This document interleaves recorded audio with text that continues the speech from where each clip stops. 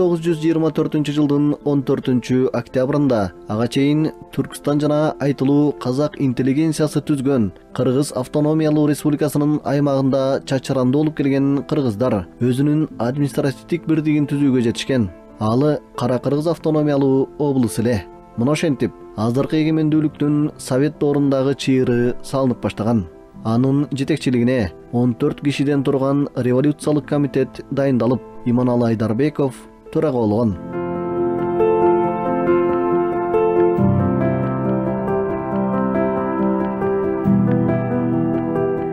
Ошол эле жылдын соңунда облустук сот дагы өз ишин баштаган. Алгач Пишпек шаарында облустук соттун нотариалдык бөлүмү, элдик соттун участогу дагы түзүлүп, жада калса эки жолу пленардык отурум өткөрүүгө дагы жетишкен. Алгач 23 элдик соттор, 18 тергөөчүлөрдүн участкалары иштеп, анан да Букаранын басымдуу бөлүгү жайлоодо болгондуктан элдик соттордун 5 көчмө камералары иштеген.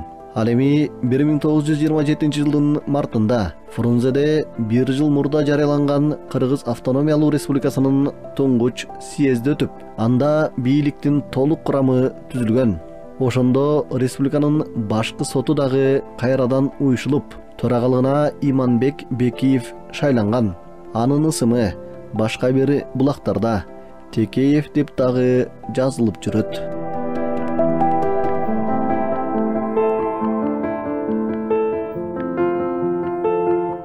Айтор ошентип, Кыргызстандын сот системасынын Совет доорундагы тарыхы ырааттуу өнүгө олтурду.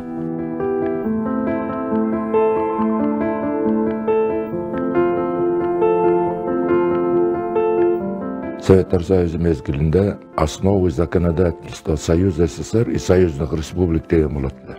Уголовного законодательства, уголовно-процессуального, гражданско-процессуального законодательства деп. Ошол союзда кабыл алынган ошол мыйзамдар башка союздук республикаларга укуктук мыйзамдык база болуп эсептелинет эле. Союздук республикаларда дагы ошол мыйзамдар кабыл алынып, ошол центрде кабыл алынган жанагы укуктардын негиздери жөнүндө кодекстерге, мыйзамдарга дал келчү, так келчү, кээ бир гана баягы географиялык, улуттук, үрп адатка байланыштуу өзгөчөлүктөрүн эске алуу менен негизинен бардык республикаларда бирдей мыйзамдар кабыл алынат эле. Ошого жараша укук коргоо органдарынын, анын ичинде сот системасынын дагы иштөө ыкмалары, процессуалдык мыйзамдарды колдонуу ыкмалары, сот түзүмүнүн өзү структурасы деп коебуз го. Ошолор ошо Советтер Союзу мезгилинде эгемендүүлүк алган жылдарга чейин, 90-жылдарга чейин көп өзгөрүүлөргө дуушар болгон. Ошол кездерде негизи сот тарапка именно ошо соттордо иштегендерди көп алчу эле да. Ошо секретарь болобу, жана сот аткарчу болобу, жанагы юстиция бөлүмүндө консультант болобу, именно сотто иштеп жүргөндөрдү алчу эле да. Көбүн. Анткени алар уже баягы жакшыбы, жаманбы, ал жанагы ошо соттогу соттун кухнясын деп коелучу, ошо баардыгын уже билип калган да. Баардыгын билет. Багы айткандай өкүмдөрдү чыгарып аткандарды эметип, кийин ошо чечимдерди аткарып, кандай өкүм чыккандарын окуп, кандай чечим чыккандарын окуп, ошо баардыгы иштеп аткан балдар ошого сот болом деп жүрүшкөн балдар, ошо баардыгы умтулуп, ошонун баардыгын окуп, ошого ким айткандай өзүнүн ким айткан деңгээлин өзү көтөрчү да. Андан кийин азыркыда жана совет подбор анам деген жок, анда ар бир областта судебный квалификационный коллегия деген болгон. Ар бир областта деп коелу, ошо бир 7-8 соттордун аксакалдары коллегия түзөт дагы. Анан могу сот болом дегендерди ошол жерге барып, ошо коллегиядан өткүзүп, анан кийин ошолордун эмеси берчи, заключениеси берчи, ушу болот, болбойт деп. Ошо болот дегендер болчу. Ар бир жаңыдан шайланган жаңыдан дайындалган сотторду атайын курстардан өткөрүп, Москвада ВИУРИУ деген бар, Всесоюзный институт усовершенствования работников юстиции деген. Ал жерде соттор жана прокурорлор окуй турган эле. Соттордун жанында ошол жарандардын өкүлдөрү да катышкан атайынчы. Соттордун баягы атайын кыргыздын жарандарынан соттун чечими кандай экендигин көрүп, ошого керек болсо өзүңүн пикириңди айт деп туруп атайын жарандардан дагы соттун жанында отурушкан. Мисалы үчүн райондук сот, шаардык соттордо жөн эле сот бийлигине тиешеси жок, бирок жарандардын өкүлдөрүн алардын жанына отургузушкан учурлар көп болгон. Ошон үчүн алар баягы сот өзүнүн чечимин чыгарып атканда тиги жерден жарандардын катышуусундагы, кадимгидей соттун катарында отурган жарандардын катышуусундагы чын эле ал күнөөлүү эмеспи, ошо жанында отурган калыс адам дагы билсин дегендей өңүттө болгон да. 10 күнгө чейин ошо сотко чакырып, анан иш кароого катыштырчу элек. Кээде ал иштеген жеринде иш кызмат орду сакталат, жумуш орду сакталат, айлык акысы сакталат, бүт баарысы сакталчу эле. Кээ бир учурларда айрым татаал узагыраак мөөнөткө каралып калган иштер боюнча алардын мөөнөтү дагы узартылчу. Узартып, анан ошол иш бүткөнгө чейин соттук процесстерге катышчу. Аларды жергиликтүү кеңештердин депутаттарын шайлаганда ошолор менен кошо бир мезгилде шайлоо өткөрүп, шайлашчу аларды. Эмгек коллективдеринен көрсөтүлчү. 3 жылга шайлачу.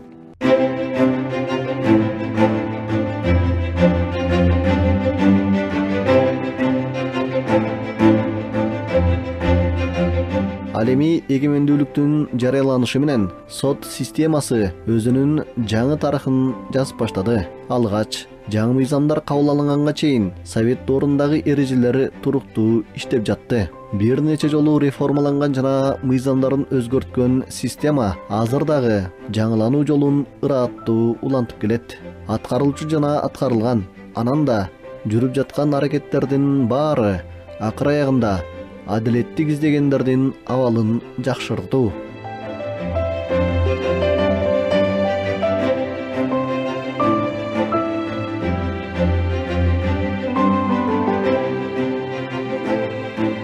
Эми совет доорунда болсо ал убакта башка. Ал убакта баягы коммунисттик партиянын талабы менен иштешкен. Соттор болсо ошолорго көз каранды болушкан. Албетте ал убакта дагы өздөрүнүн мындай плюстары болгон, минустары болгон дегендей, бирок биз өз алдынча көз карандысыз эгемендүү мамлекет болгондон бери башка көз караш менен иштеп атабыз да. Анан эми көпчүлүк айтышат, Европаны айтышат, батыштын мамлекеттериндеги сотторду айтышат. Эми алардагы талап, принциптер таптакыр башка да, биздикине туура келбейт. Анан ал жерде деле аябай укмуштай болуп атат деп мен деле билбейт экенмин, антип айта албайм мен делечи. Алар өздөрүнүн жумуштарын жүргүзүп атат. Ал эми биздин Кыргыз Республикасы болсо эгемендүү мамлекет катары өзүбүздүн конституциябыздын принциптери менен кабыл алынган мыйзамдарыбыздын негизинде иштеп атабыз. Анан баардыгы тең телегей тегиз жана идеальный деп атпайлыкпы? Эч кандай идеальный эч нерсе жок. Ошол идеальныйга жакыныраак жетишели деп азыркы учурда күрөшүп иштеп атабыз. Жана сиз айтып аткандай формалдуулукка же болбосо мыйзамдын принциптерин, талаптарын бузган соттордун үстүнөн биздин жанагы соттор кеңеши деген бар. Ошондо жана тартип комиссиясы деген бар. Ошолорго жөнөтүп, алар өздөрүнүн жазаларын алып жатышат. Өзгөчө орой мыйзам бузушкан судьяларды болсо кетирип атабыз жумушунанчы.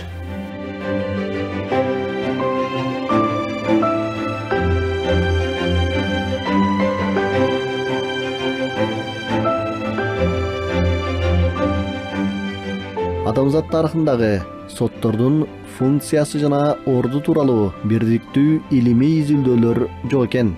Демек, адамдардын, коомдордун, элдердин жана мамлекеттердин ортосундагы арачылык функцияны ким кандай аткаргандыгы тууралуу суроо азыркыга чейин риторикалуу. Ең алғашқы бұл мыйзамдар тарихта белгілі болған мыйзам бұл Хамурапинің мыйзамы. Хамурапи эки дария орталығындағы бұл жазылған ташқа чегілген мен егер жаңылмасам 175 теги беренеден тұрған мыйзамдар жинағы болады. Бұл біздің заманға чейинки 1753 жылы Вавилон падышасы Хамурапи тарабынан жазылған бұл ташқа чегілген бұл жазу түріндегі мыйзам. Ошол таш азыр Вавилонда сатылып турат. Ирактын территориясы. Ирактын территориясы ал жерде сакталып турат. Ал жерде мен айткан баягы 172 статья бар. Ал жерде бир кызыктуу тигинемелер бар да, абдан мыкты жазылган. Эгер дейт, ал өзү башкы судья болуп атат. Мен Тутанхамон, мен күн ай тарабынан коюлган адаммын. Мен ошол жердин өкүлүмүн деп атат, жердеги өкүлүмүн. Бардык сот иштерин мен ишке ашырам. Мен укугум бар адамдарды, бул мамлекетти, демек мен ошо Кудайдын атынан сүйлөп атам деп анан жаздырган. Ал жерде мындай да бир мисалы бар. Эгерде дейт, эгерде там курду дейт, усталар келип, мастерлер келип там курду. Анан кийин капысынан ошол ал үйгө киришти дейт, алгандар дейт. Кирип капысынан ошо дубал көчүп, тетиги адамдарды басып калып, эгер адамдар жабыркаса, же өлүп калса, ошону курган курушулардын башы алынат деген жери бар. Бул эмне анықтаган? Биздин заманга чейинки 1750 жыл мурда жазылган Хамурапинин мыйзамдарында бул ошо менчикти корголуп атпайбы биринчи. Кыргыздар азыр эми аныкталган теория боюнча дээрлик 3000 жылдык тарыхында бир нече жолу мамлекет курууга жетишкен. Болгондо дагы бардык мамлекеттик бийликтин институттары менен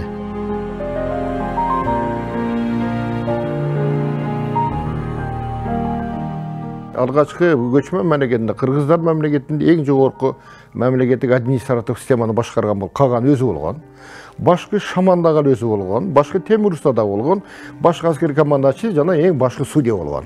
Соттук милдет аткарган. Анткени Кагандын өзү мамлекеттеги болгон оор кылмыштардын, өтө өзгөчө маанилүү кылмыштарды ошол теги Кыргыз Каганы ал өзү жөнгө салып, өзү чечкен. Ал жерде адам өлтүрүү бар, ал жерде уурулук бар, ал жерде кас ташуу бар, уурулардын ортосундагы теги бир талаш тартыш маселелерди бул Каган өзү чечкен. Мына сырткары Кыргыз Каганын жанында атайын элге сиңимдүү сөз өткөн, акылдуу, анан ошо каада салттын мыкты билген адамдардан өзүнчө аксакалдар кеңеши болгон. Бул аксакалдар кеңеши ошол мамлекеттеги соттук, судьялык милдеттерди аткарышкан.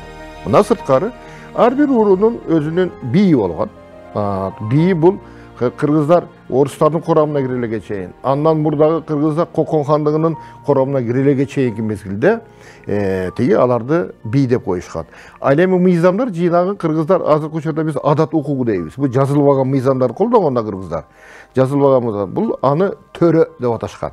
Мисалы үйдүн төрү, жайлоонун төрү, жердин төрү деген ошол калыс чечкен мамлекеттеги жогорку бул сот бийлиги дагы ошол бийликтин бир бутагы болуп атпайбы. Ошол төр деген сөз, төрө деген сөз ошондон келип чыгат. азыр төрага ошондон турбайбы? Төр ага деген ошол төрдүн кожоюн деген төр ага деген ошондон келип чыгат.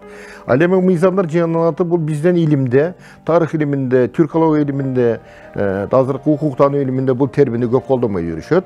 Бирок бул башка түрк тилдүү элдерде, ошо байыркы кыргыздарда мыйзамдар жыйнагы төрө деп аталган.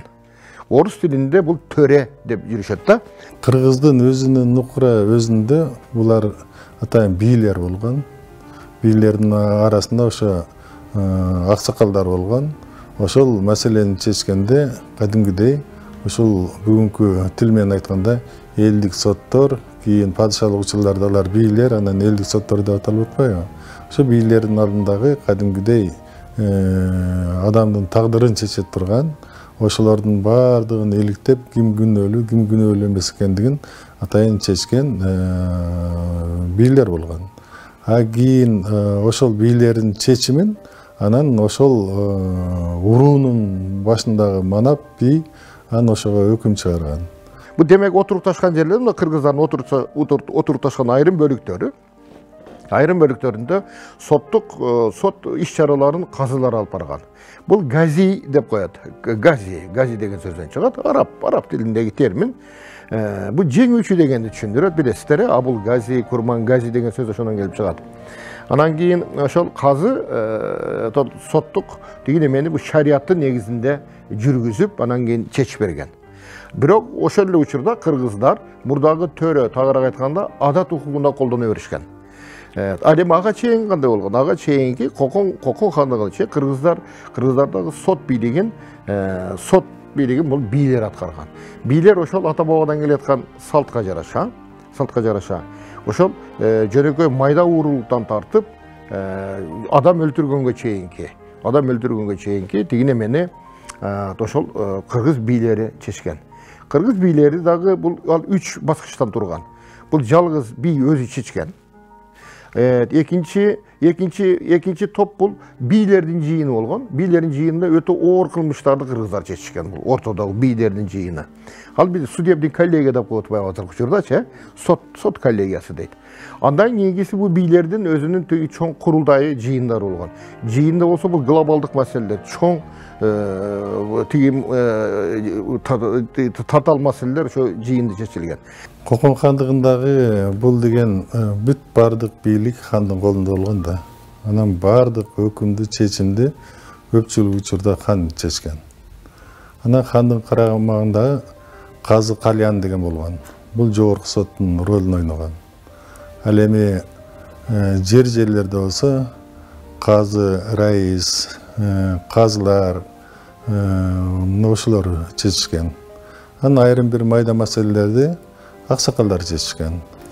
Эң негизгисинде ошо казылардын арасында дагы ошо жазаланган адамдардын укугун коргоп, алардын талабын талашкан адамдар кадимгидей бүгүнкү күндүн тили менен айтканда адвокаттык кылгандар да болгон ошолордун арасында. Атайын жана раистердин арасында. Анан бирок негизгиси ал мезгилдеги сот аракеттеринин бардыгы шариаттын жолу менен чечилген. Ал жерде ар кандай жазанын түрлөрү көп болгон. Дарга асуудан баштап орго салуу, колун кесүү, көзүн чукуу, жана башка кун төлөтүү, ар кандай жазалардын түрлөрү өтө көп болгон. Ошон үчүн Кокон хандыгындагы негизги көзөмөл бул хандын өзүндө болгон, анан жогорку сот деп аталган казы Кальянда болгон, анан жерлердеги ушул казы раистерде, казыларда болгон да. 1876 жылдан тартып Кыргызстан аймагында булар өздөрүнүн тартибин орноткон империялык сот системасы кирген. Аларга дагы 3 немеде болгон, 3 баскычтан турган. 3 баскычтан булар кыргыздардын каада салты, кыргыз тилине, кыргыздардын салтына байланыштуу болгон бул соттук, укуктук алакаларды аныктап турган бул системалар тийген эмес. Бирок булар өзү көзөмөлдөп турган. Бул жерде бир гана сот эмес, бу жерде шайлоо системасы бар, шайлануу системасы бар. Анан кийин булар контролдогон. Экинчиси бул губерниялык соттор, анан империялык соттор болот. Империялык соттор бул Россия империясынын империялык соту, эң жогорку соту. Анан губерниялык соттор болгон. Мисалы Жетису областы, Кыргызстан түндүгү Жетису областына кирген, Кыргызстан түштүгү Ферган облусуна, ал эми Лейлектин бир бөлүгү Сырдария облусуна кирген. Ошол облустук соттор болгон. Ал эми андан кийинки жергиликтүү волостук соттор, анан жергиликтүү соттор. Жергиликтүү соттор булар кыргыздардыкы мисалга. Кыргыздар булар өзгөртүү киргизип, Кокон хандыгындагы казыларды жоюп, анын ордуна элдик сот деген термини киргизишкен.